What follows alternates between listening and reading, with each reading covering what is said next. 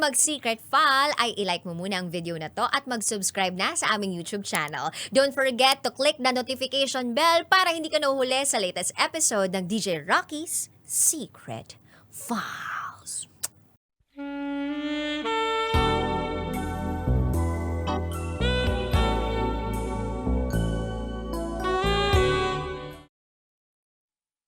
Dear Titangelo at Rakitera,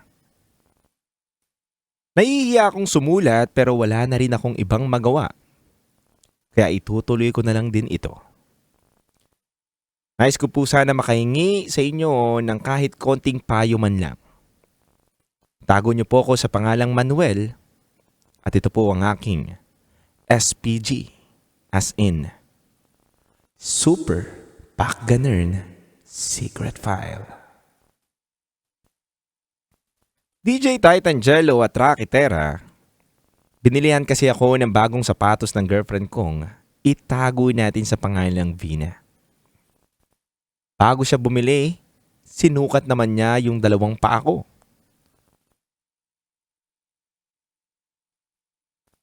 Nakakatawa pa nga po DJ Titangelo dahil habang sinusukat niya po yung paa ko, naggugunting siya ng kapirasong papel kung saan siya kumasa yung paa ko. Kumbaga parang ginagawa niya akong bata na tinetrace niya yung paa ko doon sa papel at yun po yung ipipresent niya sa tao. Wala pa kasi akong matinong trabaho kaya hindi pa po ako makabili ng sapatos.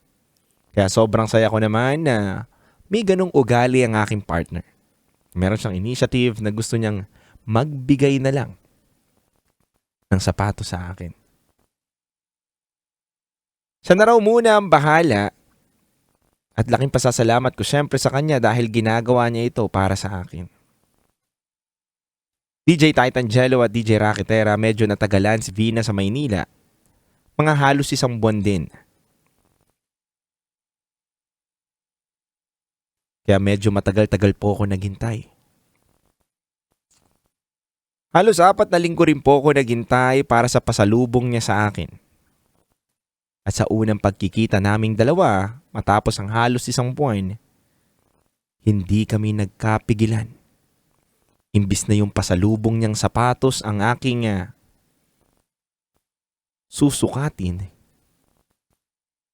sa ibang bagay kami ni Vina nagkasukatan.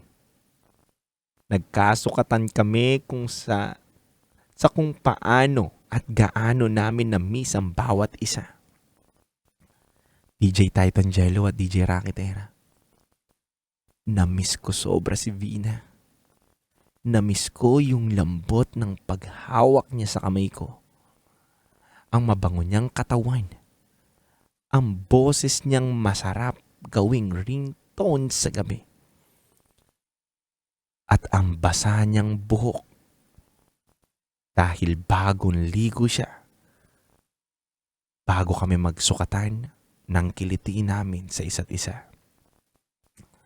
Una kong ginawa, DJ Titangelo, sinukat ko ang kanyang legs.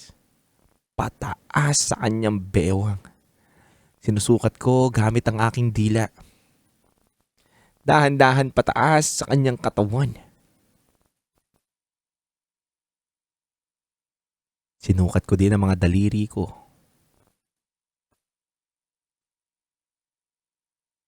Tapos, dahan-dahan kong pinasok sa kanyang juicy fruit. Hindi ako na-disappoint dahil kung gaano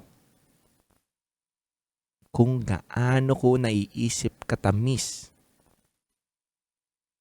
yung juicy fruit niya pag natikman ko.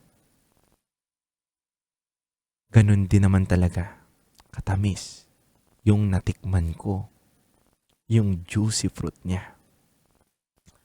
Hanggang sa sinukat na din ni Vina ang haba ng aking paninindigan. 4 na linggo wala siyang katabi daw kaya sabik na sabik daw siya para sa sukatan.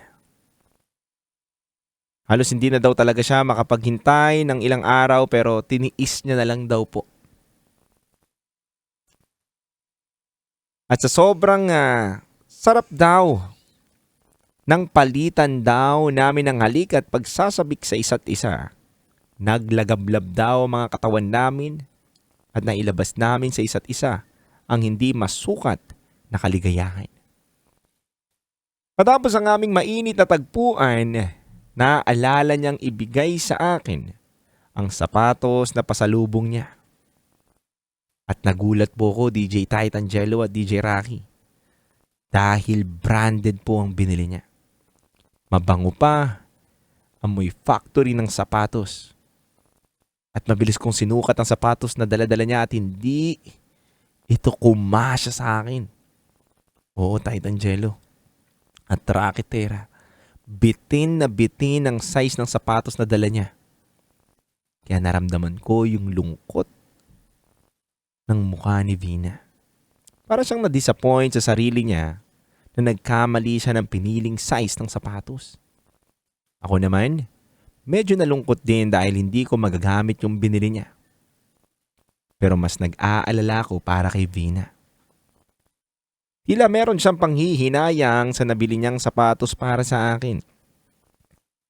At ang mas nakakapagtataka, para siyang nagtatampo na sa akin.